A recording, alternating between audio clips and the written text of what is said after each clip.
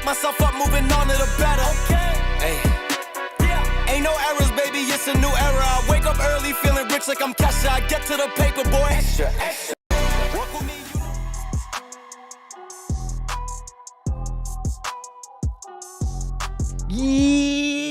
Yo, what's going on, everybody? Welcome in to another episode podcast to talk about our favorite team, the Arizona Cardinals. Huge shout out to the people that are currently in the chat. We got Julio, we got John, we got King Plumtree, we got Juan, we got Alpha King, we got, is it Eto? Michael? Pete? What's up, man? Appreciate you guys for tuning in.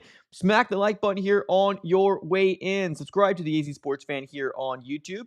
Let's get started. We got a lot to talk about here, ladies and gentlemen. Let's get started. Okay, so before we talk about what we want to talk about today, and obviously it's going to be who's quarterback one heading into the 2026 season. And so far, we got some names to talk about today, right? But we're going to get to that. But first things first, let's go ahead and get started with the news that dropped about 30 minutes ago. Now, why we're talking about this is because it has to, it has to do with the Arizona Cardinals in some way or another, right? Let's dive into it. If you guys did not know, the Jets since the Combine, they've been talking about, keeping Breece Hall, and that they did.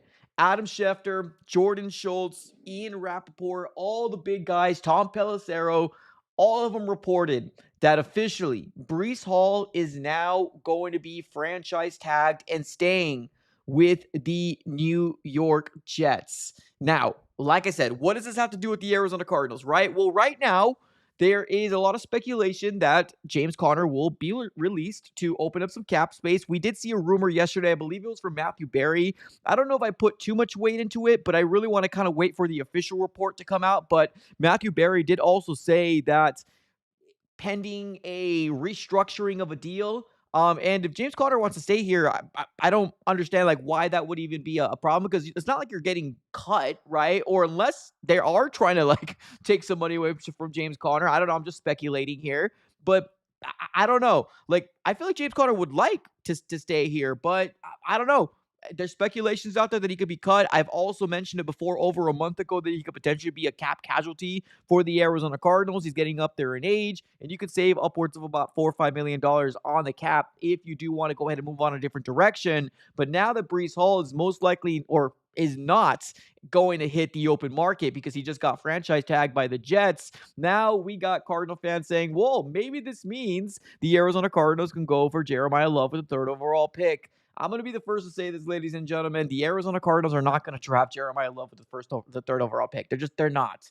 There's so much other needs on this team that we can go in a little bit more in depth a little later on, but I'm not going to really pay too much attention to this unless the Cardinals absolutely ignore the running back position and they cut James Conner and they don't do anything at the running back position. Then at that point, we can go ahead and humor it. But right now, looking at the roster from top to bottom, I don't see a world where the Arizona Cardinals get Jeremiyah Love with the 3rd overall pick. It's just, I don't think it's going to happen. I really don't. I think they're going to go trenches, whether it's the offensive side of the ball or the defensive side of the ball. Right now, the Cardinals are not a running back away, but I don't think it's really anything to do with being a running back away. It has more to do with, okay, well, let's say, for example, they do get Jeremiyah Love, right? Okay, well, a lot of times those running backs kind of get older and they start kind of unraveling by year 3, year 4. What happens? Are the Arizona Cardinals going to re-sign him to a big-time deal like we did to David Johnson and be stuck with that situation? It's pretty tricky when it comes down to drafting a guy that high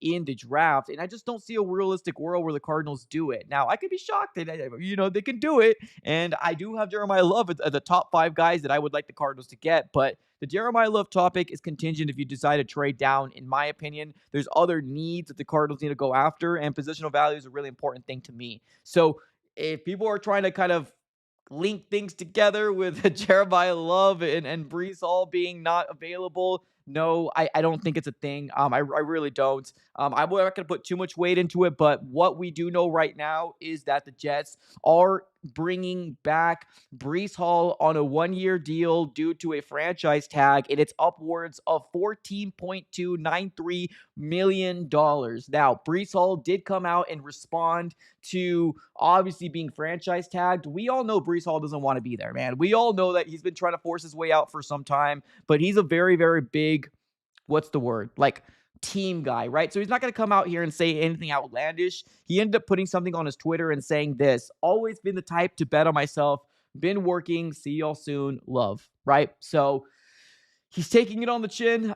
It is what it is at this very moment. I think the Arizona Cardinals are in a situation where they're going to have to make a real big decision right now. Monty Ossenfort did come out also and say that he doesn't know if he's going to be picking with the 3rd overall pick. Obviously, he's going to say that every single time. But Monty Ossenfort's been saying that since he's been the general manager of the Arizona Cardinals. Like, there's nothing shocking. There's nothing new. He's only traded back in the first round once out of 3 years. Now, that's a 33%. Can he do it again and make it 50%? Yeah, he very well can. But it just really depends on how it falls. Right now, looking at the board, right, I truly do believe, and you can, obviously, everybody's got their own opinion. It's Fernando Mendoza, which is not a big, obviously, it's not breaking news or it's not a hot take there. Fernando Mendoza. Number 2, I think it's going to be Arvel Reese. So the Cardinals are going to be having their decision of Ruben Bain, David Bailey. I guess if you want to throw Jeremiyah Love in there if you want to, or any of the 2 other tackles out there, right? Your Fanu, which to me, I don't think any of the tackles are coveted the 3rd overall pick in my personal opinion, but those are the options you're going to be dealing with right there. But we got Breece Hall no longer available in free agency because he's going to be spending the next year with the New York Jets as their RB1. Let's go ahead and move on over to a couple super chats that ended up floating in. We got Julio starting off the super chat train saying this: Jacoby Brissett, QB1 for this year. Okay, we're going to be diving into that. Appreciate the super chat. We got Alejandro saying, trade K1 for Mahomes, straight up, Monty slacking. Well, there's no way in hell the Chiefs are going to take Kyler Murray.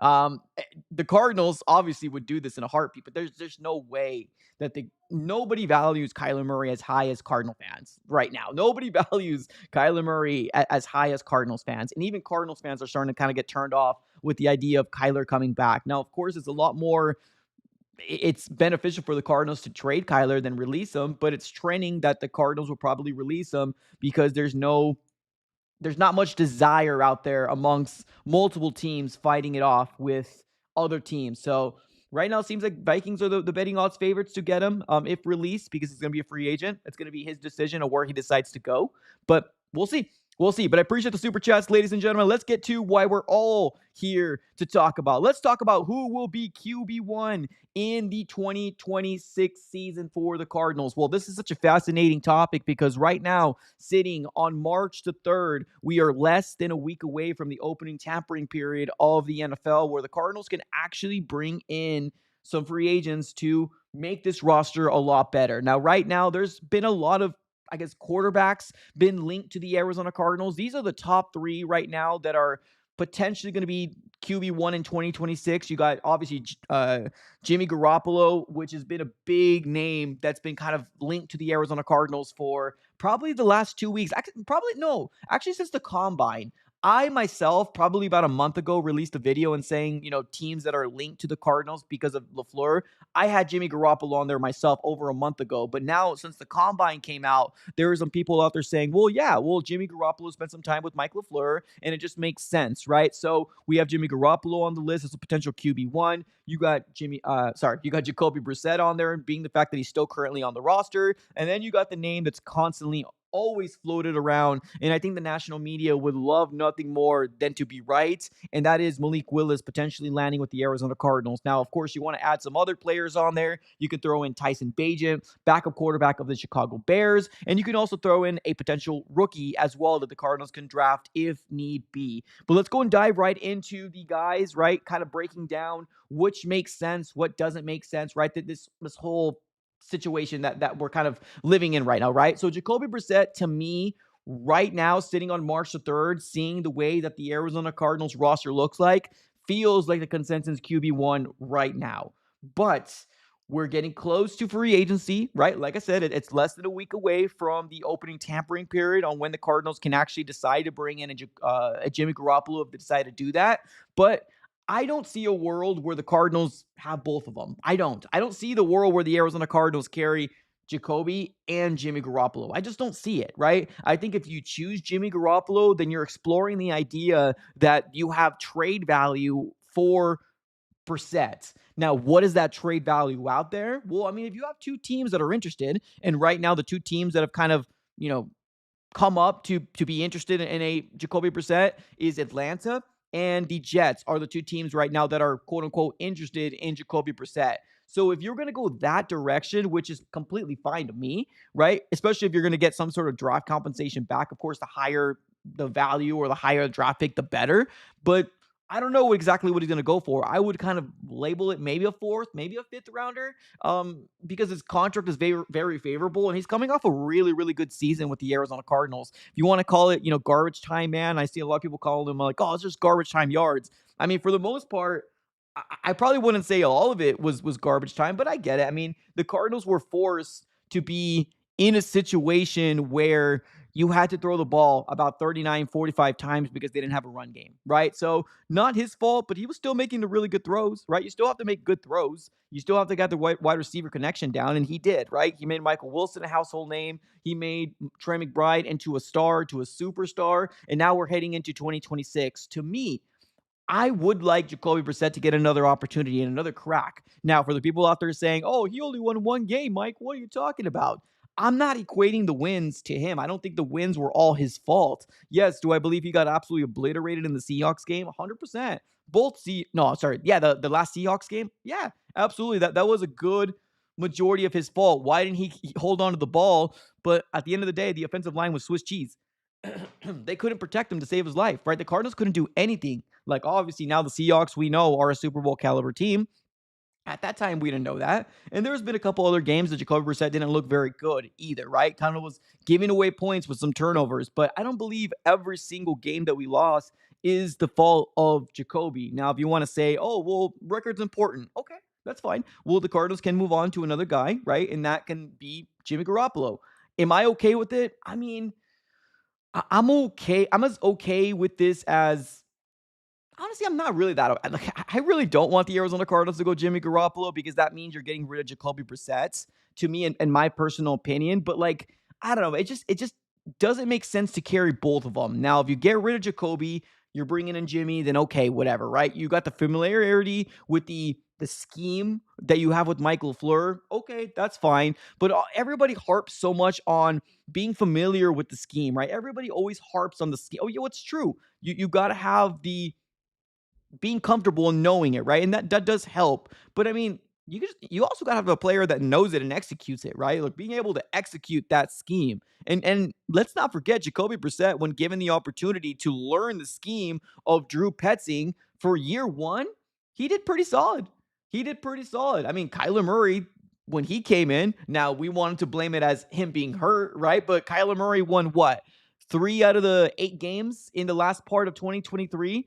I mean, we blamed it on footwork, right? We were blaming it on footwork, but that was a multi-million-dollar quarterback only winning 3 games in 2023, and we called it as footwork. Oh man, it's his footwork, right? He doesn't know. He doesn't know the footwork of being in the Drew Petzing's offense. We let that slide, but we're not going to let Jacoby Brissett slide. Like it's crazy to me, right? The double standards that we're seeing right now. Now, if we move off of Jacoby, that's fine, right? It is what it is. It's not like I'm heavily in favor of being the guy. I would rather keep him than bringing in a Jimmy Garoppolo, especially since you have him under contract. Because if you bring in Jimmy Garoppolo, you're probably signing him to a 2-year, maybe a 3-year deal where you have the voided out year in the 3rd year, but you're probably starting a new contract with another quarterback. It just doesn't make sense to me, in my opinion. But I get it. If you want to lean on the idea that he's got the connection, he's got the familiarness, right? The familiarity with Michael LaFleur's system. Okay, cool. That's fine, right?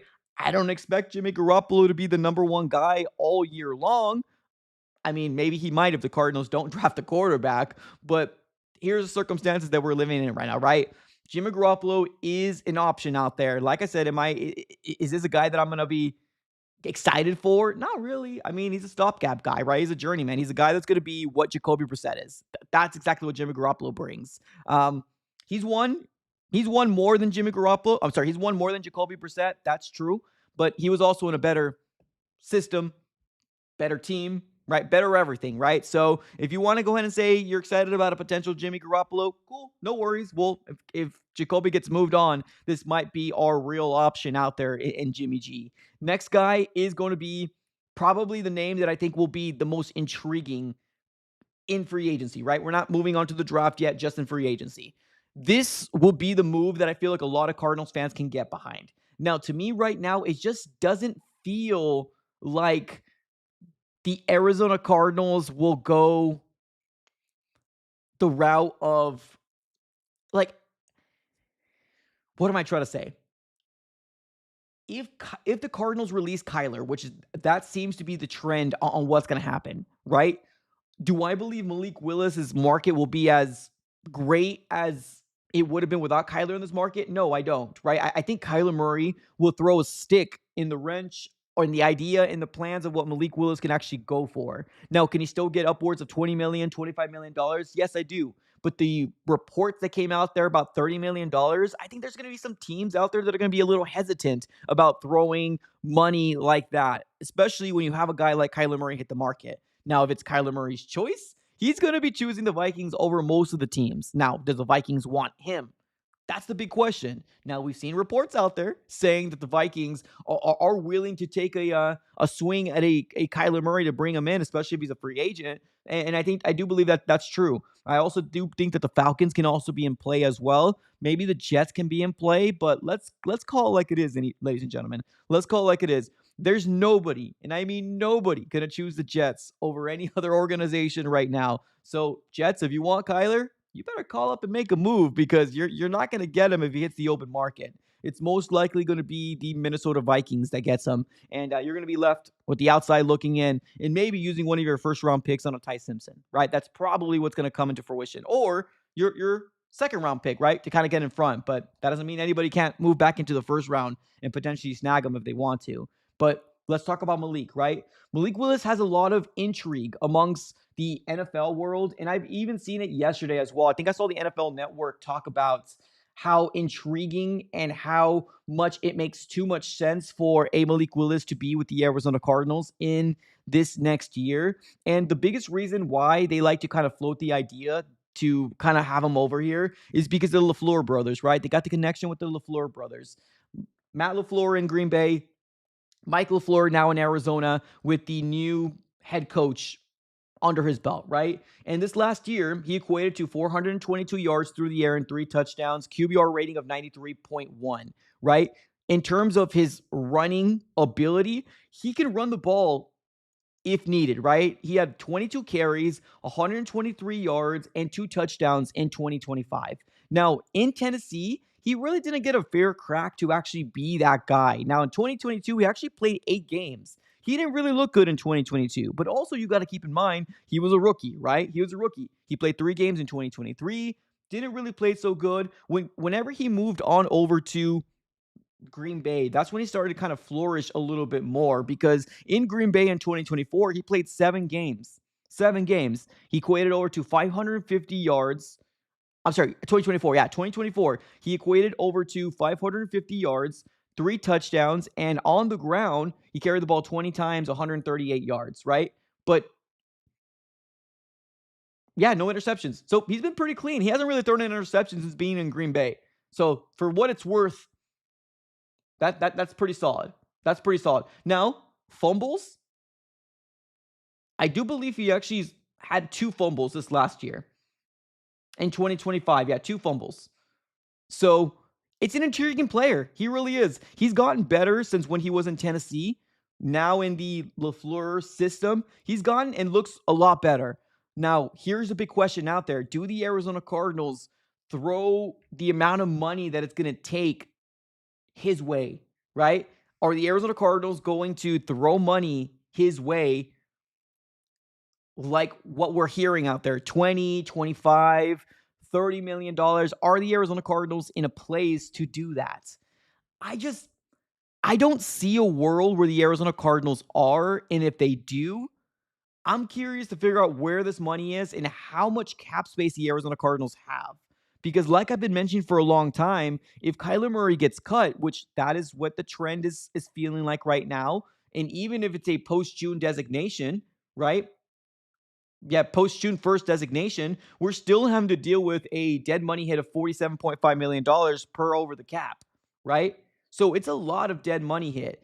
I don't know how that's going to affect the cap space per se, but I'm assuming it has to do something with either bringing it down or maybe Michael Bidwell not wanting to spend more because he's going to have to obviously pay a quarterback that's not on this roster a good portion amount coming his way. So I'm going to be very curious to figure out how that's all going to shake out. But can the Arizona Cardinals release him past Wednesday and Thursday? Yeah, they can. The Cardinals can keep him on the roster next Thursday, next Friday. I believe by Monday or Sunday of the following week, not this next week, but the following week is when they actually technically have to let him go if they want to avoid that extra $19.5 million hitting 2027. So maybe they keep Kyler Murray. Maybe they be a little bit of petty, right? Maybe the Cardinals be petty a little bit, and maybe they keep him on the roster until maybe the weekend of next week. Maybe they do, right? Which probably hurts the value of Kyler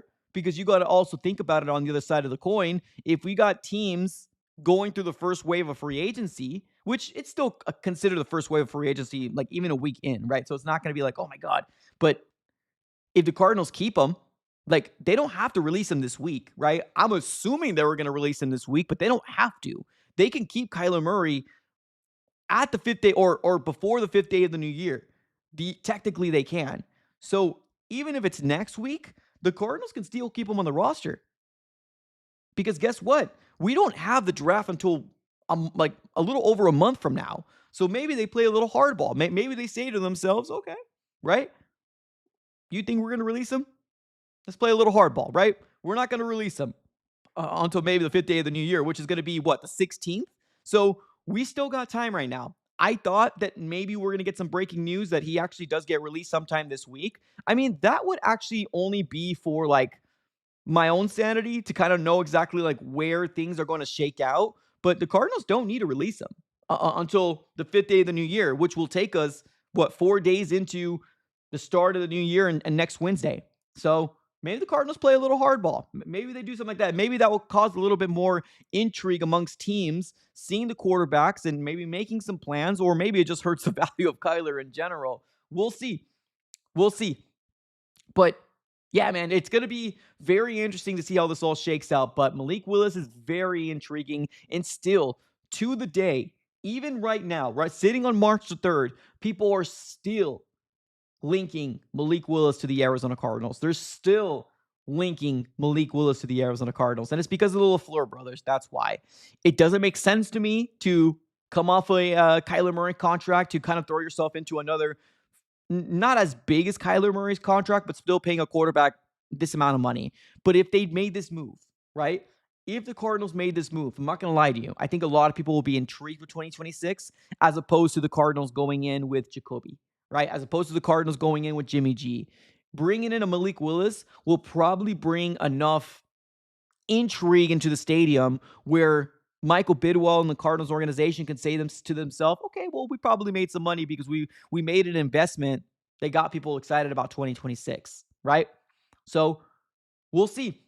We'll see. But right now, these are the top three guys that I would say that are going to be QB1 in 2026 for the Arizona Cardinals. Giving in my way too early prediction, these are going to be one of the three guys that are going to be QB1 for the Arizona Cardinals heading into 2026. Now, like I said before, you can throw in Tyson Bagent in there as well. You can throw in also a rookie quarterback as well.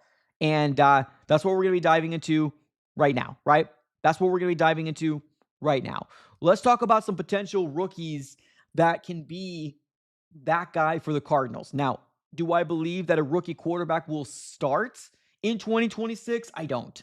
I don't think a rookie quarterback will start, and that's even if the Cardinals draft Ty Simpson. I do not think he will start. I don't think any other quarterback, if the Cardinals decide to use a third, fourth, fifth, sixth, seventh round on him, will start. And I do believe QB1 will be either Jimmy G or Jimmy Garoppolo, or if they get Malik Willis, then you're talking about Malik Willis starting, right? That's the only guy in free agency, I would say. Like, you're probably not going to get a rookie quarterback. So let's break it down like this. If we roll with Jacoby Brissett, are we getting a rookie quarterback? Yes, probably, right? Probably. If we go Jimmy Garoppolo, are we going to get a rookie quarterback? Yeah, probably. Probably. They might double down 2026 and 2027, right? If they go Malik Willis, will they get a rookie quarterback? Probably not. And even if they did, it's going to be a late round guy. Just a flyer, right? They probably won't use a third or fourth round, fifth round guy on him. Maybe a flyer a little later on, 6, 7, maybe if somebody falls that they really like, right? Just as an in case guy. Malik Willis is the only guy right now that I would say that would kind of avoid any high draft picks being used on a rookie quarterback. Michael in the chat, what's up, man? He says, Cards will wait to the last hour to let Kyler go. I mean, it's for the benefit, honestly. They don't need to release him right now. That's one thing that's clear. They do not need to release Kyler Murray right now. They don't, right? I said to myself, they probably will do it this coming week, but they don't need to do it, right? Even past free agency, they don't need to do it. They can keep him past Wednesday. They can keep him past Thursday, Friday, Saturday of next week. Cause some teams to get a little agitated that their guy is not on their roster, which will maybe then entail a trade. Maybe Monty Osford is playing a game of chicken, right? Or playing a game of chess, right? Let's see how this all shakes out. But you're right. They do not need to let him go this week. And honestly, now thinking about it, now kind of sleeping on it for multiple days, keep him on the roster for now. Keep him until you don't keep him on the roster until, like you said, Michael, until the last hour. Cause as the most intrigue as you possibly can. That's what you need to do as a Cardinals organization. And if it doesn't work, then go on. But if the Vikings see that he's still on the roster on Wednesday, if the Vikings see that he's still on the roster on Thursday, and the Jets see that, and the Falcons see that, maybe these teams can really start panicking and saying, oh, snap, okay, well, we're not in play for Malik Willis, right?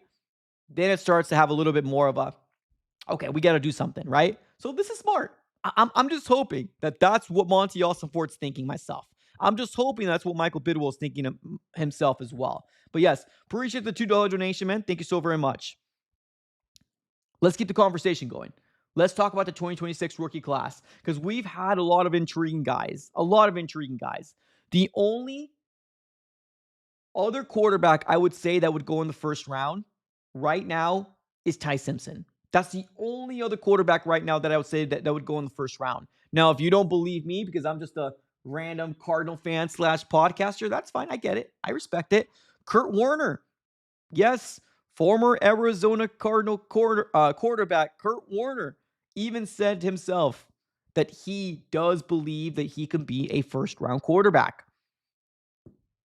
I mean, if Kurt Warner's saying it, I mean, that at least have a little bit of weight on it, right? I think he could be, right? And if you don't believe me, here we go. This is Kurt Warner interacting with this guy here on X/Twitter. He asks this: you think Simpson goes in the first round? How many quarterbacks are first-round talents? He says this: I say yes. Off of only 15 games with what he has shown, I would take him if I have a quarterback questions without a doubt. That's Kurt Warner. That's Kurt Warner. Right there. And I agree. I 100% agree with him.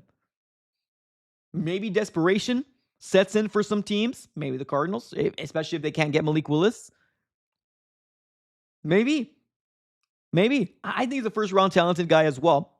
Now, is he going to be a franchise quarterback, Super Bowl winning quarterback, Hall of Fame? No, nobody's saying that. But people are saying that he can very well be a starter in the NFL. He's a first-round talented guy, if not second round. Anybody else, Drew Allers, the Carson Becks, the Taylon Greens of the world, the Garrett Nussmeyers of the world, all those guys, you're probably going to be listed as maybe about third, fourth, fifth, sixth round guys, right?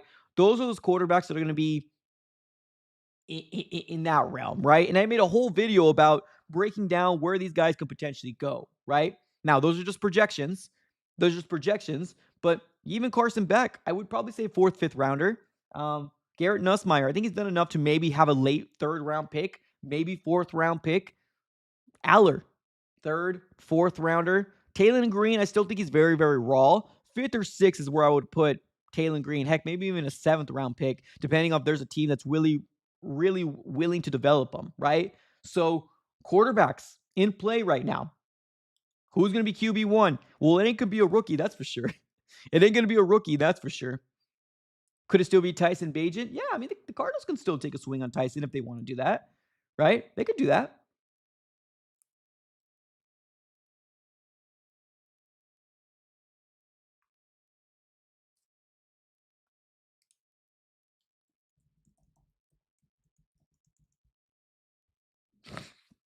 But we'll see. We'll see. Right now, these are my top three guys that are going to be QB1 for this 2026 season to start it. To start it, right? Because even if you trade for Tyson Bagent, I would at least hope that you keep Jacoby. You know what I mean? I would at least hope you keep Jacoby Brissett. Because that would be brutal. If you don't have any other of these veterans out there, but you trade for Tyson Bagent, that would be brutal. That would be the equivalent of starting Josh Dobbs, in my opinion. Hope that doesn't happen. But we'll see.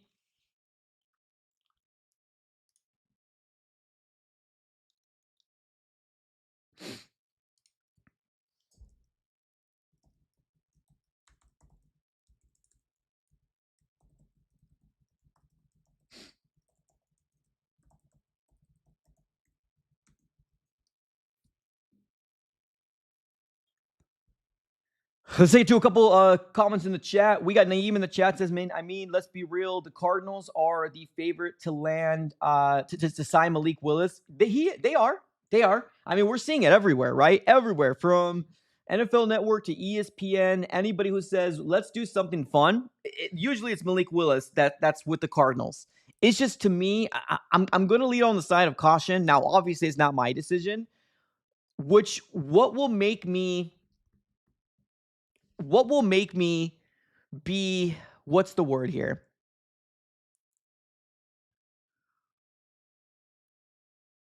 More confident to bring in a Malik Willis is to get the Kyler Murray thing or situation traded, right? To trade him off. That will be the most realistic path to bring in Malik Willis. It's just, I don't know how this dead money hit's going to really coincide and affect a said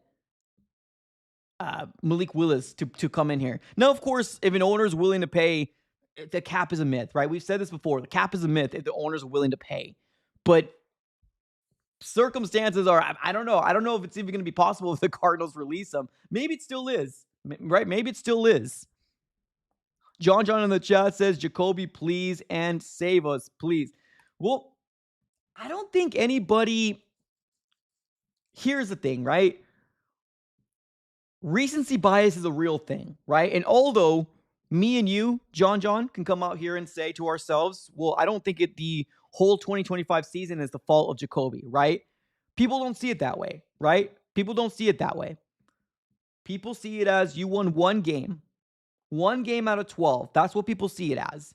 They don't care about the closeness. They don't care about all these other things that were wrong with the team. They want wins to equate, right?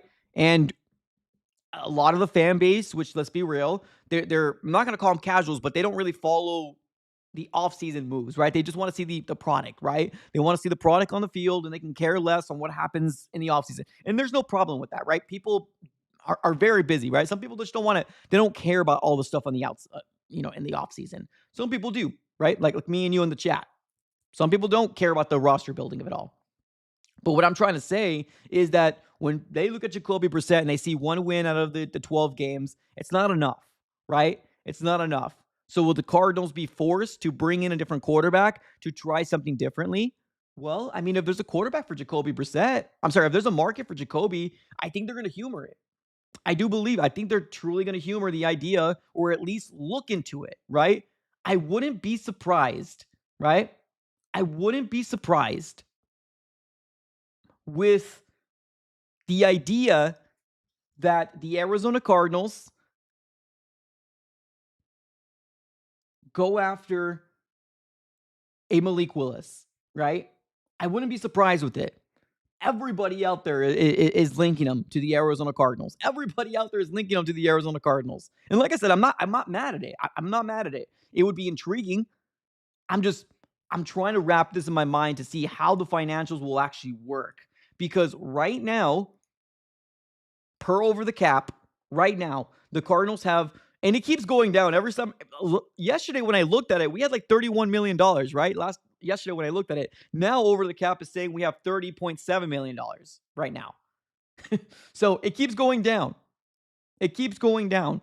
So if Malik is going to get 20, 25, 30 million, and we're set to have a cap space of 30. Now, of course, I said this earlier too, the cap is a myth. The cap is a myth, right? So the circumstances here are, how are the financials going to work? Specifically because of the dead money that Bidwell is going to pay anyways, right? Do we know Bidwell is a guy to pay one guy? No, it's different as opposed, like, this money that we're talking about is like 5, 6 times more, and probably even like 10 times more, to be real with you. Like what we've been talking about, right? Like, oh, Bidwell's not going to pay, what is it? Cliff, Kime, and all these. Remember we were talking about that conversation? This is tenfold. This is so much more money. Quarterback player money is so much more money than what coaches and GMs get paid, right? So this is going to be very interesting. What I would like to see is the Cardinals release him to kind of know what the financials look like and to see if that actually truly does affect the cap space. Or I also don't mind on the other side of the coin, because like if they play hardball, it's not a bad thing either, right? It's not a bad thing either. But right now they have $30 million, $30.7 million per over the cap, at least today, sitting on March the 3rd. And if Malik goes for 20, 25, 30, what are we going to do anywhere else, right? Like, where are the other pieces going to go that we need, right? O-line. Potentially another guard. Well, O-line is right tackle. Any of the guard positions that we might want to bring in, right? Are we bringing back James Conner in, right? Like, these are the type of things that they're going to be very, very big, serious questions. They're going to be very, very big, serious questions.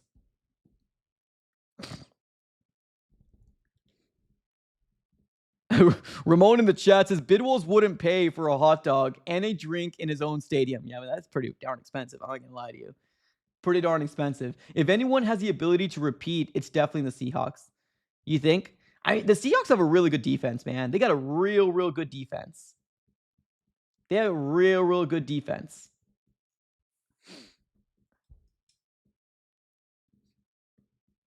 Ramon says, we'd be happy we signed Uncle Rico. Sheesh. Naeem in the chat says, has Ty Simpson met with the Cardinals? He has. Yep. Ty Simpson has met with the Cardinals. Yep. Lorenzo in the chat says, this who wants Malik, how do you fix this line if you sign him? All the rookies and drafts are for need, not BPA. I mean, that's what I'm talking about, right? Like, releasing of Kyler Murray makes that a lot trickier, right? A lot trickier to try to build out a roster. Because if you do bring him in, although yes, intrigue will be there, like, are you really going to be rolling with no right tackle? Right? Because right now we don't have a right tackle that we can say, oh yes, I feel confident going into playing 6 times amongst our division and this tough schedule that we got coming our way, right? We're kind of setting out Malik Willis to fail at the end of the day, right? There's not a lot of money. Like, we're not dealing with the Arizona Cardinals having Titans money. The Titans have $93.8 million. The Raiders have $88.1 million. The Chargers have $84.4 million. Like, we're not there. We're at 30.7, and we had 3 wins this last year. Like, it's insane. Fight in the chat says low-key, Kyler fans are part of the problem with this team right now. Kyler Murray fans right now want Jeremiyah Love. Kyler Murray fans right now want Jeremiyah Love. That's who they want. Now, they don't understand building out rosters, and they don't understand positional value. They don't understand that. And the intrigue with bringing in Malik Willis is the same intrigue about bringing in a Jeremiyah Love, right? That's that same intrigue, right? So will Michael Bidwell make that move? I mean, he probably will. But the same thing, the O-line is not fixed. Like, this O-line is terrible. But like, people forget that even James Conner, which we love dearly as a Cardinals fan base, he couldn't run behind that offensive line. They were terrible from the beginning when he was even playing versus the Panthers and the Saints. And in the game that he got hurt versus the 49ers, it was terrible. The run game was non-existent, even when James Conner was there, because this O-line was putrid. It was god-awful. So I don't understand why people think that we're going to have another rookie coming in here and basically saving the day. That's what we all thought with Marv, right? We all thought that Marvin Harrison Jr. and I'm saying we because I'm putting myself in there, right? I'm saying we because I'm putting myself in there as well. We all thought that Marvin Harrison Jr. was going to come in here and save the day and make us relevant again. That's what we all thought. We all thought that. And look where we're back in right now. Now, this is not Marvin Harrison Jr.'s fault. I want to be very clear. This is not Marvin Harrison Jr.'s fault over here. I'm just saying, like, sometimes you got to start building the right way. You got to build the right way. And that's trenches. That's what you got to do. Now, do I think any of these tackles are warranted the third overall pick? I don't. I don't think any of these tackles are worth the third overall pick. Do I think these edge rushers are? I do. I think these edge rushers can very well be that guy to put opposite side of Josh Sweat. But even then, Josh Sweat is the only guy we have. He's getting older as well. He's getting up there, like he's getting older, 1 year older. Who knows if he's going to be able to stay healthy? I don't know. Can we solidify a position and wreak havoc in the NFL? Can we do that? Can we take teams off the field to put our offense and give them another chance, another crack, and another opportunity to score points? We were not able to do that last year at all. This defense was bad. Now, conservative was the play calling? Yes, it was. Nick Rallis, I blame him as well. But this defense was terrible. And that's where we put all our money in, our defense. It was just terrible free agency pickups, terrible, I'm not going to say terrible draft picks, but like injuries were a thing as well. Like this defense just was not as good as we thought they were going to be, right? We were all talking about all offseason. Oh, we added beef. But people want to go on here for another luxury pick, like the Arizona Cardinals or the Chiefs. We're not the Chiefs. Well, we're not an organization that can fix it like this. We're not. We need to build from the trenches, and we need to go ahead and move it from there. Whoever the quarterback's going to be, whether it's Jacoby, whether it's Jimmy, whether it's a rookie quarterback, you are setting them up to succeed. That's what you need to do. Build from the line. The Cardinals start and they go away with it, right? And will I put myself to blame for Marvin? Yeah, I mean, we all thought Marvin was a generational talent as well. We all thought it. Now, I was there as well. I was drinking the Kool-Aid. Now, I'm not going to sell Marvin. I'm not saying Marvin Harrison Jr. is a bust. No, I'm not saying that. But we all thought we were getting Jamar. We all thought we were getting Justin Jefferson. We all thought we were going to get Malik Neighbors. Now, how long Malik Neighbors is going to last in the NFL, I don't know, right? But you got to be smart with this whole building off your roster. Because, yes, you can get yourself a running back, right? You can get yourself a running back. But I just don't see it working out for the Arizona Cardinals. Like, I just feel like we're going to be right back in the ground. Like, what will that accomplish? That will give us an exciting run game, right? Or a guy that's really good at the run. But he can't run with this O-line. He can't run with his O-line. So why not use a pick in the trenches? Not saying offensive line. So don't come out here and tell me when I've been the one saying this for over a month now that none of these tackles are warranted the third overall pick. Not Fanu, not Marinoa, right? Now people want to say none of these guys are coveted. Well, no, duh. I was saying that for a month now. But these edge rushers, they can very well be. Arvell Reese, which he's in the bottom of my list. Bain, Bailey. You like Bain more? Cool. Bain's it. You like Bailey more? Cool. Bain's it. Or sorry, Bailey's it. Cool. That's the circumstance that we're in right now. Are teams worried about Bain's arm length? There might be some teams worried about the arm length, right? There might be some teams worried about their arm length. I just hope the third overall pick for the Cardinals is going to be the smart thing to do. And I hope that's going to be trenches, right?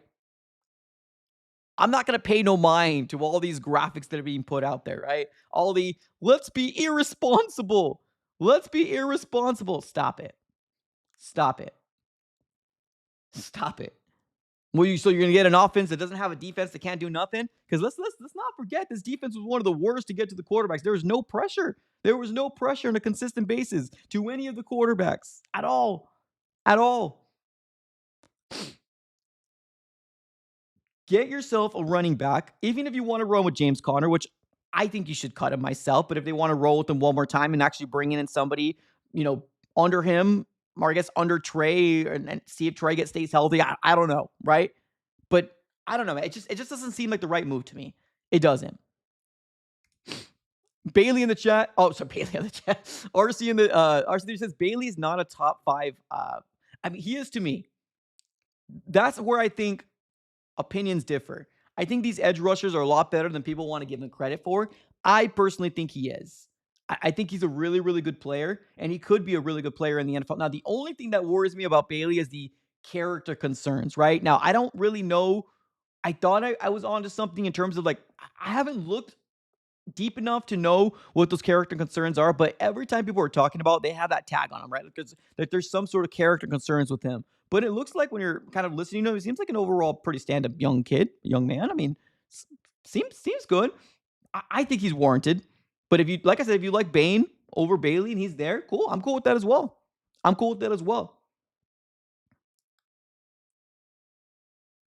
John in the chat says, Mike, you can win more games with a good offense than a good defense. With the bad offense, look at the Browns and the Cowboys. The Cowboys had a really good offense. I would say maybe the Browns. So you can win more games with the good offense than a good defense. With a bad offense, look at the Browns and the Cowboys. Well, I think we can look at multiple different teams, right? Because what was dominating in this NFL playoffs, what was dominating? A strong defense, right?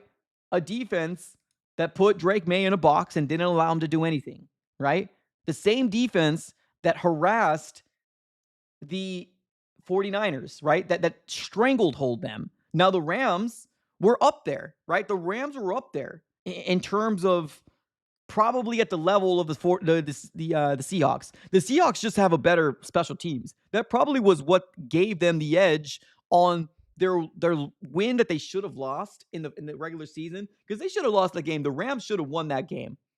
Shame on the Rams. Shame on the Rams for allowing them to come back, but they should have swept them in the regular season.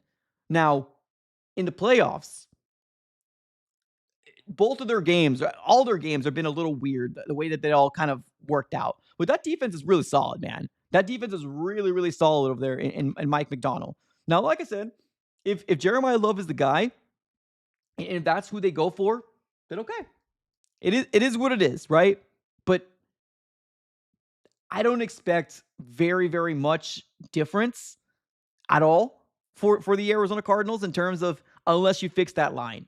That line is not going anywhere. It still consists of two guys that are the only two guys that are worth a lick right now, right? Paris and Breece Hall. Everybody else is, maybe we can replace you in a year or two. I just don't see it, man. I really don't. We got a super chat coming in here. We got Julio this time. Julio says, I agree, Mike. Still wouldn't mind Love. And that's what I'm saying. Here, I want to be very clear. I don't mind Love either, right? I'm just not getting with the third overall pick. Now, if the Cardinals decide to trade back, that's fine. I mean, I have Jeremiyah Love on my top 5. But with the third overall pick, I don't think it's a smart thing to use a third overall pick, that you need to get a guy that's a difference maker. And yes, Jeremiyah Love can be a difference, so I'm not going to come out here and say he's not going to be a difference maker, right? But like, positional value is what's keeping me going, right? Because think of it this way, right? Let's say we live in a world where Jeremiyah Love is going, right? So you got 4 years under contract, right? 4 years under contract with Jeremiyah Love. By that 3rd year, we need to start thinking about negotiate, right, or extending him, right? I mean, that's what's happening with Paris Johnson right now, right? So by 3 years, we need to extend or think about extending a Jeremiyah Love, right? So after 3 years, that's where we're gonna have to start thinking about it. So he's gonna ride out of his year 4. We got the option of what's the word? The 5th-year option, right? But most likely, if you're sitting at the 3rd overall pick, you're probably gonna get extended, right? So you're gonna pay a quarterback. Oh, sorry, you're gonna pay a running back after 3 years of being on a rookie deal, what, 15, 16, $17 million? I don't know what the market's going to be in 3 or 4 years from now. But like, we got to think about that as well. Like, after 3 years, he's going to be in for an extension, right? What did Breece Hall just get franchise tagged for? Like $14 million?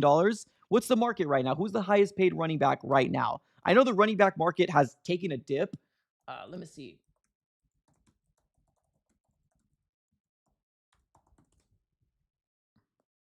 Right now, the highest paid running back is Saquon Barkley right now. And Saquon Barkley is getting $20 million a year. Okay?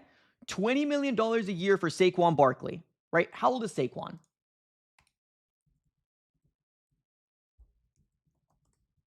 29 years old. This year, can we agree that he took a regression, right? That this year, now whether you want to call it on the Eagles' inept offense or just terrible looking offense, can we all agree that he was not the same Saquon this year that he was prior years? Yeah, I could say, we could probably all sit here and say that, right? So $20 million right now is the going rate. So Saquon's at 20 a year. Christian McCaffrey's at 19 a year. Derrick Henry is at 15 a year. Breece Hall is now at 14 a year, so he jumps Taylor because obviously the franchise tag. But this is probably what we're going to be dealing with in the next 3 or 4 years from now, right? A running back that, let's be real, you could probably, I'm not saying his talent, but a running back that's very serviceable that we've seen that can get drafted and be a very serviceable running back for you in the 3rd or 4th round. Like, in 3 or 4 years, if we get Love, we're going to pay him, what, $20 million a year? Which the market at that point might be $22 million a year. For a running back that do not have the treads to last more than 30 years old. I mean, Derrick Henry's still doing it. Christian McCaffrey's look okay. I mean, that's not the same Christian McCaffrey of late. Like, is he putting up numbers? He is, to his own respected right. I mean, he's 30 years old. So to his own respected right, he's doing pretty solid. But it doesn't make sense to me. Like, it just doesn't make sense.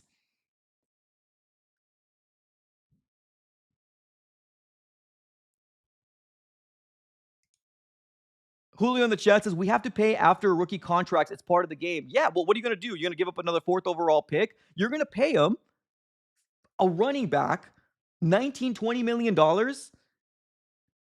And then what do we do then? Like, think past this year just for a second. Think past this year for a second, right? Think past this year. Okay, let's say he works out for us. Let's say he got 800 yards on the ground.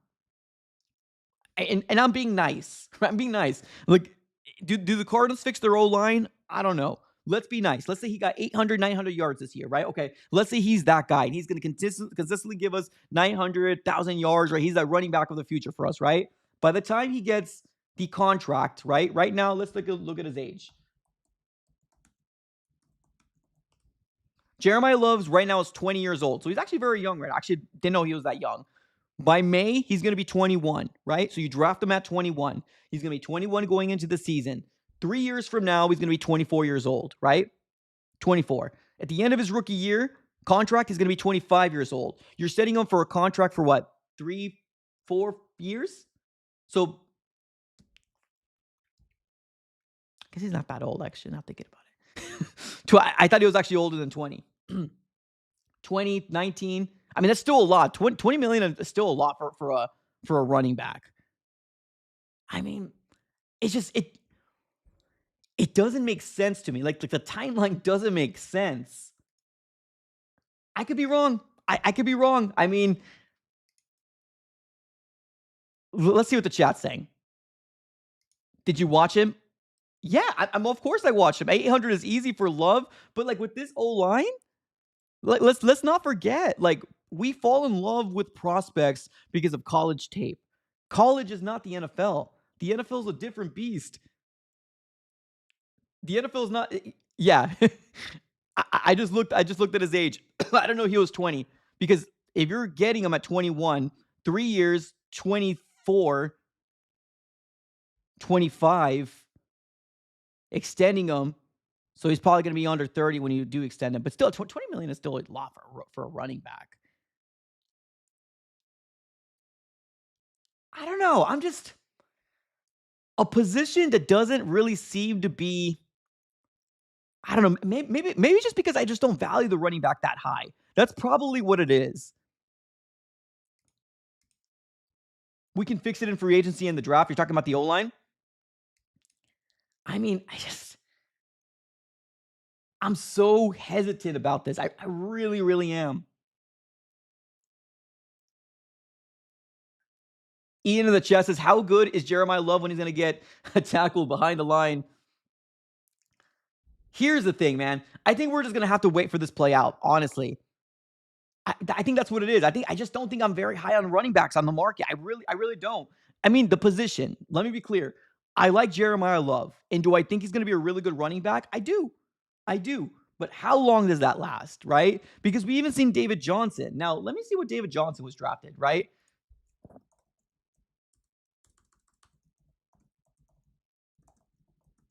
David Johnson is in his 30s now. So, I mean, he's 34. So he played until 2022. So that means he was already in his 30s. When did we draft him? So 91.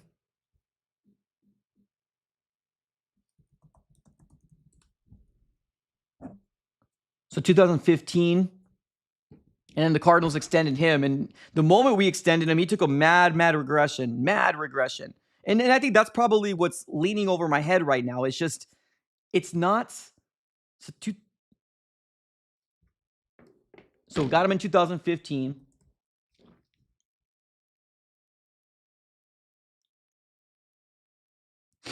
So we drafted him at 24. So he was already 24 years old. Well, Jeremiyah Love is 30. I'm sorry, 30. He's 20 right now. Got him an extension. So he's 3 years younger. Because I'm right now, Jeremiyah Love is 20. Going to be 21 by the time the season starts. David Johnson was 24. So maybe there is the 3 year. I don't know, man. That's probably what it is. I'm just not high on the running back. What's the word? Like the value of the running back. That's what it is. I'm just not high on it, man. I'm really not. It doesn't make sense to, it really doesn't. DJ was a 3rd round pick. Yeah, but I'm not using him as a don't draft him. I'm using him when he actually fell off the cliff is when I was using him. But DJ was 24 when we drafted him because he was great in 2 years with the Cardinals. Great. Massive numbers. Cardinals extended him. He took a nosedive. He wasn't very good. But he does have 3 more years of age. I'm talking about DJ compared to Love. So for what it's worth, there's that.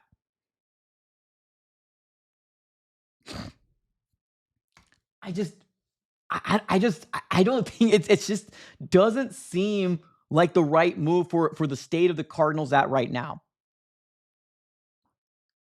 Ian says, I'm sorry, but that would be a huge mistake. Are you talking about getting Love or not getting Love?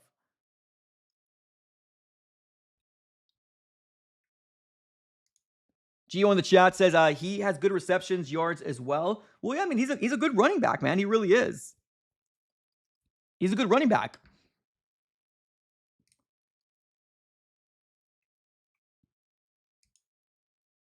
No, it's not even I'm trying to convince the chat. I'm trying to convince myself that I'm trying to get on the train, and I just can't. I can't get on the train. I really can't. Now, like I said, if the Cardinals do draft them, which I honestly don't think they're going to anyways, so I kind of feel like this conversation's a little moot. But I don't see a realistic world that it's going to be good for the long haul. Would it be good and would it bring excitement for 2026? It will. That's one thing. It's the same enticement, like I said earlier. It's the same intrigue that if you bring in a Malik Willis. It's the same intrigue. The same exact intrigue. But long term, I think we're just painting ourselves in a hole, and you're putting a lot of value on a guy where running backs don't last very long in the league. That's the way that it is. Running backs don't last very long in the league.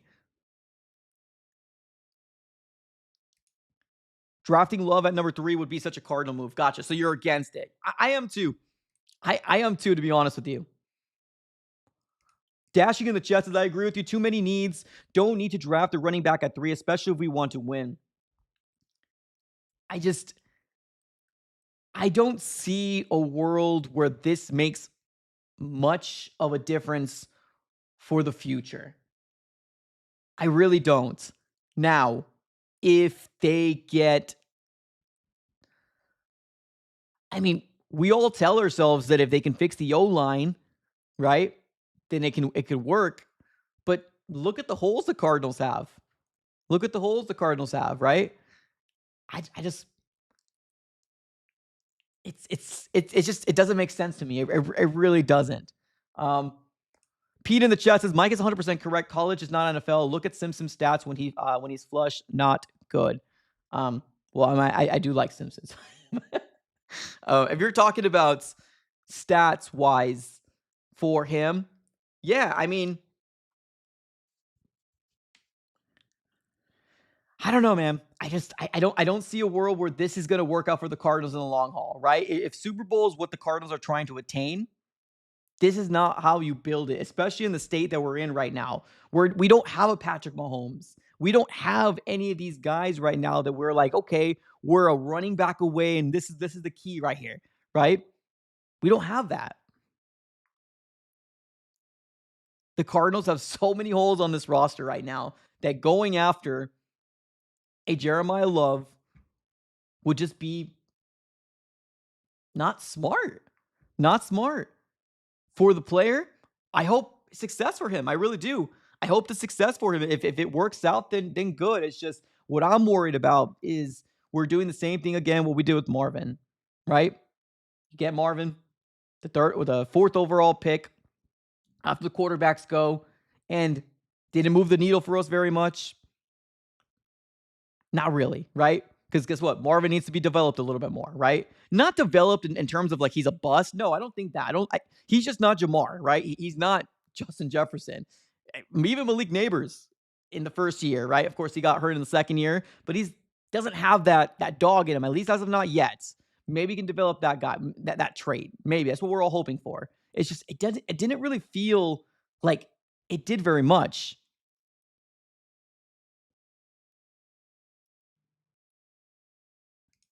Joshua in the chat says the biggest disappointment with the Cardinals, it will be they bring in one superstar and then they think that's what they need to fix all the problems. I mean that's pretty solid. That's pretty solid.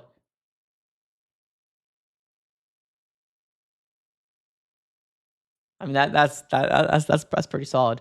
Yeah, I mean, let's see what Kyler does in another team, because let's be real, I think that's kind of what it's trending right now, that the Cardinals are going to be releasing him, right? That's probably what's going to be right now, that the Cardinals are probably most likely going to release him. Let's see what he does in another team. Was it the Cardinals' lack of building, or was it Kyler probably wasn't good? Well, we're gonna find out here pretty soon how this all transpires. But to me, right now, sitting on March the 3rd, now of course I want to wait to see what happens here in free agency. Because let's say, for example, the Cardinals do get themselves a running back. Let's say they do. Then all of this Jeremiyah Love talk will be kind of put to bed, to put to sleep. It's just, you don't build a team, especially in the state and where you're at right now. We're not a 7-8 win team. We're not. Could we have been? We could have been. We could have been. We don't have a Patrick Mahomes. We're not a Jeremiyah Love away. Oh man, this is this topic, man. This topic. Pete in the chat says Marvin and Kyler had no chemistry. Maybe with the new quarterback, things change. I hope so. That's what I'm leaning to as well. That's why I'm not even on the boat with people saying, "Oh, you got to trade Marvin." Nah, I'm not there. Because even if Marvin's a number 2, guess what? T. Higgins was also drafted in the top 10, and when they drafted Jamar Chase, he became number 2, and he's a solid number 2. So we got a number 2 wide receiver, right? Worst case scenario, we got a number 2 wide receiver. So I'm not trading Marvin Harrison Jr. right now, and I don't think he's going to. It's just for all those mocks that we're seeing out there for people that kind of want to poach Marvin from the Cardinals. The Cardinals aren't moving off of Marvin Harrison Jr. It's just not going to happen.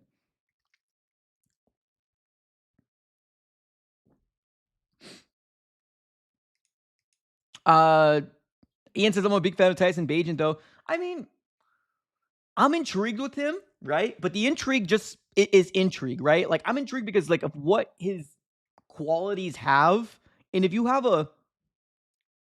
What am I trying to say? If you have a... like, an offense that's not making him the focal point, like, oh, you need to be Superman, then I think he can take care of the ball. I think he can take care of the ball. He can run out of the pocket, right? He's not the most mobile guy. He can extend the pocket. I don't think he's got a biggest arm, but looks pretty accurate with a little bit of what we've seen. I'm intrigued with him. Junior on the chat says, I want Willis. Let's see what happens if the Cardinals can afford him. We'll see. We got Ian in the chat says, yeah, he's the backup on the Bears, and he looks hella solid. Give the kid a chance. I mean, that's what it will be. It would be a chance, right? Like, at the end, that's what it would be. It would be a chance. I don't think expectations would be very, very high for Cardinals fans if we did bring him in. Intrigue, yes. I would definitely have intrigue. But also, at the other side of the coin, I am the same guy that was also intrigued with Clayton Tune. And Clayton Tune didn't work out for us very well either. And he put some historic bad numbers out there. That kid was looked like a deer in the headlights. Now, wasn't 100% his fault, but yeah, he wasn't as great. Pete in the chat says, why not Anthony Richardson on a prove-it contract? He would be cheap on... I mean, well, there's options out there. There's options out there. But just like the Cardinals just aren't just not doing anything, man. They're not doing anything. Like, to his own respected right?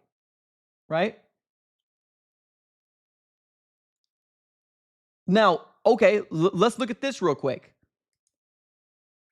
Let's look at this. Walker. Kenneth Walker. What if the Cardinals signed Kenneth Walker? Because an hour ago, Adam Schefter said this. Sources, the Seattle Seahawks are not expected to tag Super Bowl MVP running back Kenneth Walker III, K9, who now is poised to become an unrestricted free agent when the new league opens up.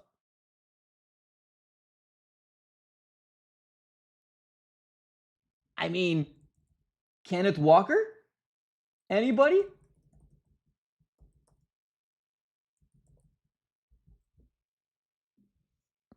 If the Cardinals go this direction, which I don't think they will, and he probably will want to go to an organization that is much more stable than we are. But if the Cardinals went that direction, that definitely would shut a lot of people's idea that Jeremiyah Love is going to be a thing here. I honestly don't think Jeremiyah Love is going to be a thing here. Honestly, I really don't. I really, really don't.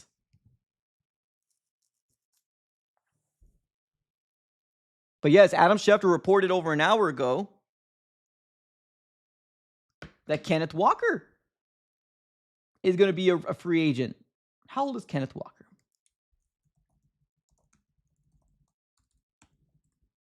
$25 years old right now. And when he got the opportunity after Charbonnet went down, Look pretty solid. Juan said, "Mike, you're late." Yes, I am late, but I'm on a live stream. Give me a break here.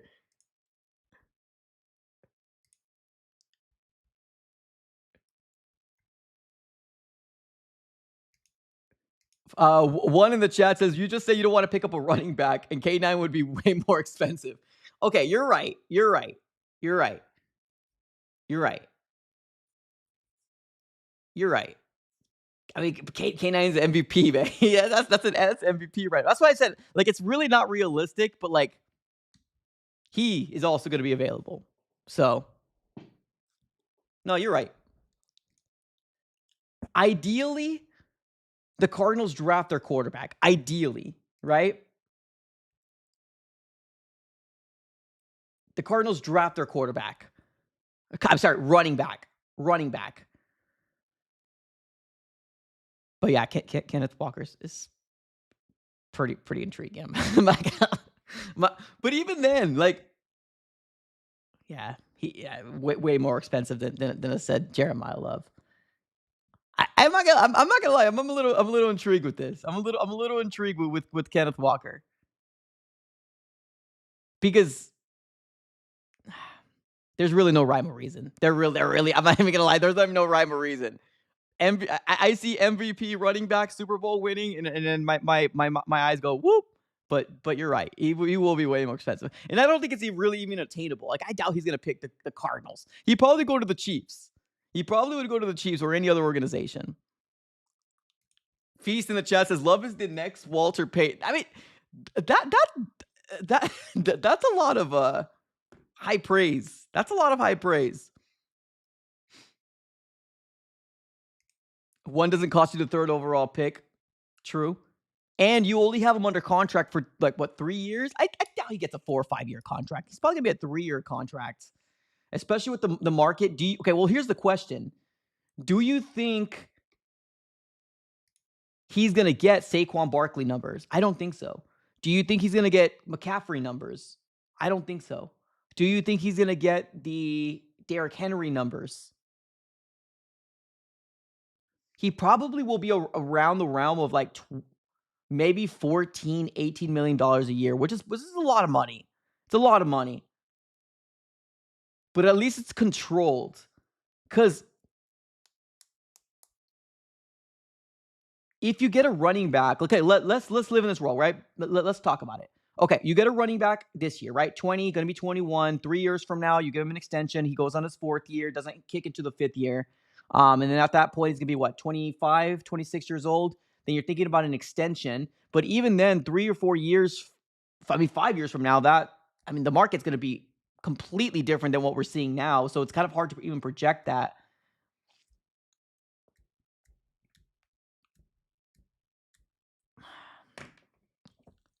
I mean, that's tough.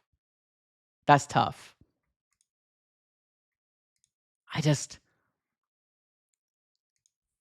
I mean, that's tough. Mandate in the chat says Love would be awesome, but we need a right tackle. But that's the thing too, right? If you were to tell me Love is awesome, I would agree. But like, if you want to get a right tackle, you're trading back. You're trading back. I can't use this 3rd overall pick on a guy that you can get in like 8 or 9. Like it's just, I just can't do it, man. I can't do it with a straight face getting Maui Noah with the 3rd overall pick. He's not warranted the 3rd overall pick. Neither is Spencer Fanu. Fanu's not warranted the 3rd overall pick. We're not talking about Joe Alt here. We're talking about a guy that could potentially be a guard. That's what we're talking about. Like, we don't know how any of these two guys are going to shake out, right? Now, Maui Noah with his measurements kind of scared a little people off. That's fair. I get that. Fanu, even him, measurements look better, but like people were saying that he probably could even just be a guard. Like that's what it translates into the NFL. Like I just don't know if I'm going to use a 3rd overall pick on a guard. And that's not even a Quentin Nelson guard. It's just a guy that like, I don't know, man.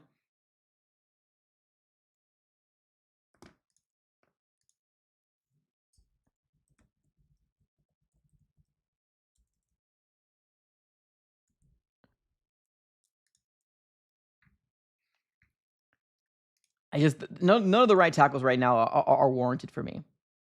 Let's keep the chat going.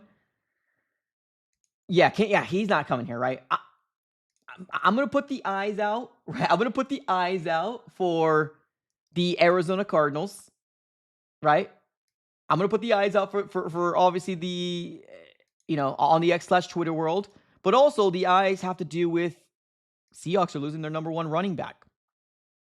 Charbonnet is still there, and when Charbonnet was healthy, he looked pretty solid too. I ain't gonna lie, he looked pretty solid. Do I think the Cardinals are gonna get Kenneth Walker? I don't. I really don't. Still intriguing.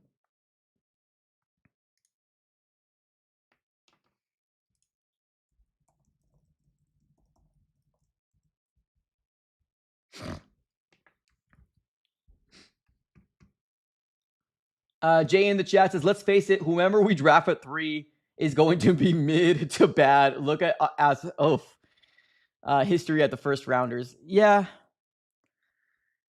I don't want to think this way, but like I said, man, it's so tough, man. It's so tough to be within, like, the last time somebody took a running back this high was back in 2018. Do I remember that correctly? Was it Saquon, right? With the second overall pick was the highest. And the Giants didn't really get anything out of it, right? He moved on over to the Eagles. Now, he did win a Super Bowl with the Eagles, so to his own right, he didn't win a Super Bowl with the Eagles. It's just, it's tough, man. It's tough. It's tough. We got another super chat coming our way. Julio, he says, I'll take Love at 3 over K9 all day. Well, Love will be cheaper for sure. It'll be cheaper for sure.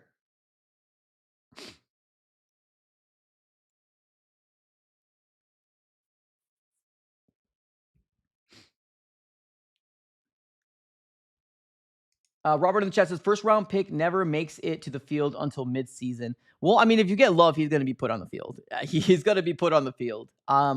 Edge rusher, he's probably going to be put on the field opposite side of Josh Sweat as well, because there's nobody really out there that's going to be able to contest with him. I mean, I like Jordan Burch as well. Baron Browning, Zaven Collins, BJ Ojulari. I mean, who's really opposite side of Josh Sweat? Who? I mean, maybe Jordan Burch can develop to be that guy. Maybe it's what we're all hoping for, fingers crossed. But I don't know. I'm kind of out on this whole BJ Ojulari thing. Like, seriously, I'm kind of out on BJ Ojulari. I've given him so much praise to be that guy, and it's just unfortunately just was never able to do it, man. He's not able, hasn't really shown it on a consistent basis.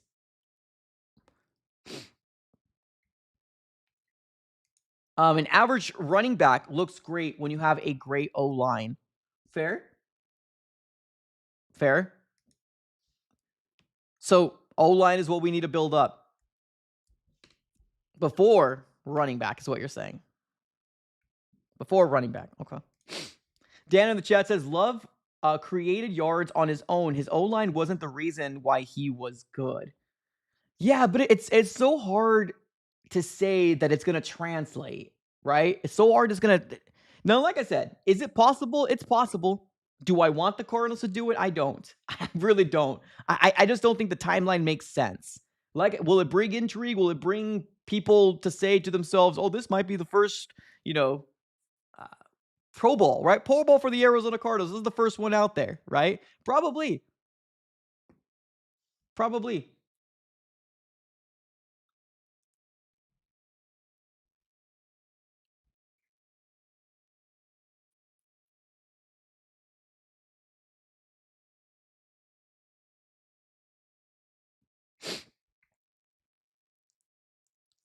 I don't think I'm going to get on the here unless what happens here, right? Unless what happens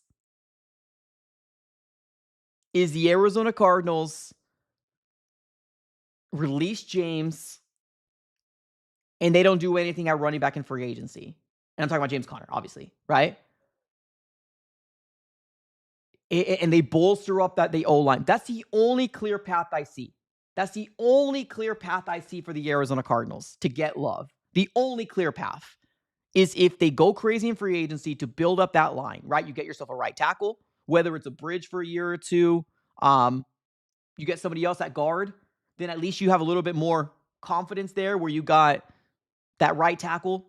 You got another guard that can kind of fight it off with Isaiah Adams, John Gaines the second. You have for Holt at center, Paris obviously at left tackle. Just trying to think, like, that's the only way I could see it happening. But like, to say the Arizona Cardinals are going to be able to fill everything up with what, the 13th amount of cap space this year, and if you want to get Malik Willis as well, the money doesn't make sense, man. It doesn't make sense. We got a super chat coming our way. We got RC3. AZ trades back and trades up to get 6 and 8 to get Bailey. And whoa, wait. Time out real quick.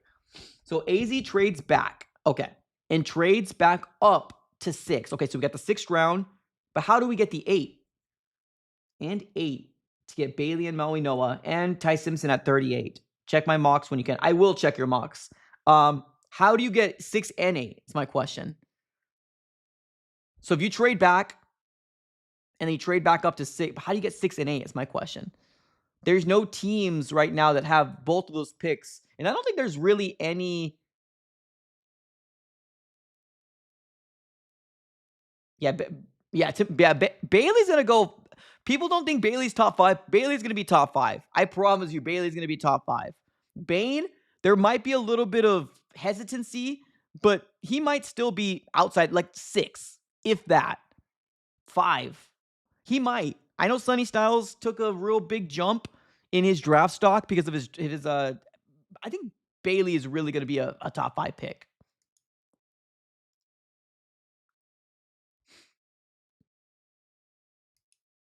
I think LaFleur's offense unlocks Love. Marvin Harrison Jr. becomes a Pro Bowler. I mean, you sold me a Pro Bowler for Marvin Harrison Jr. You sold me there, my guy. It's just, you got to fix the O-line. That's the only way I see this happening. Okay, I'll look at, is it on Instagram? I got you, RC3, 1 second. Okay, here we go. I got you. Okay, so I got you right here. Okay, so you're trading. Oh, you're moving a lot. Okay, so you're trading back 3. You're trading back 3 with Cleveland. So you're getting 6. And you're getting, and that's the thing. Do you think Cleveland will give up the other first round pick? Because they have 24 and they got 6. I don't even know if that's even like to move up 3 spots with no quarterback. I don't think Cleveland will do it. I mean, they're an idiot. They're dumb, but I just don't think they're going to do it. But let's continue. So you're saying from 3 to 6, and what we're getting back is 6, 24, and a 4th. And then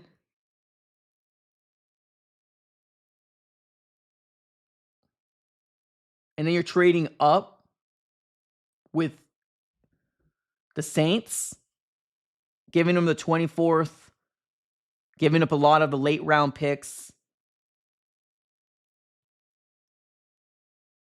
And then you're moving back up with Houston to get Ty. Ty's going to be a first round pick, dude. I could feel it. I think Ty Simpson's going to be a first round pick. I mean, if this comes out to fruition, then damn. You might have hit something here if this comes out. Because, yeah, your mock draft's looking nice, brother. Your mock draft's looking real, real nice.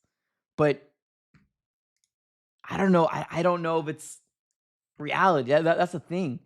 RC3 has 5 QBs. That's fair. That's fair. They do got 5 QBs. Good call there. Those guys over there are wild, man. Dan in the chat says Giants are the blueprint. I don't think there's really a blueprint out there, man. I don't think there's really a blueprint out there. RC3 says Monty's job. That's the truth. Bailey would be insane. Bailey's a good player. I like Bailey a lot. Yeah, this is a real good stream, man. I love the conversation back and forth. That's amazing. Pete in the chat says, Mike, Cleveland's dumb. Okay, RC3 and Pete, you got me. Cleveland is dumb. Says, Mike, Cleveland's dumb. Mom used to tell me those who live in glass houses don't throw stones. That's funny. Yeah, Cleveland is not smart. You're right. Yeah, I mean, it's gonna be a fascinating topic, man. It's gonna be a fascinating topic moving from here on over to the NFL draft, right?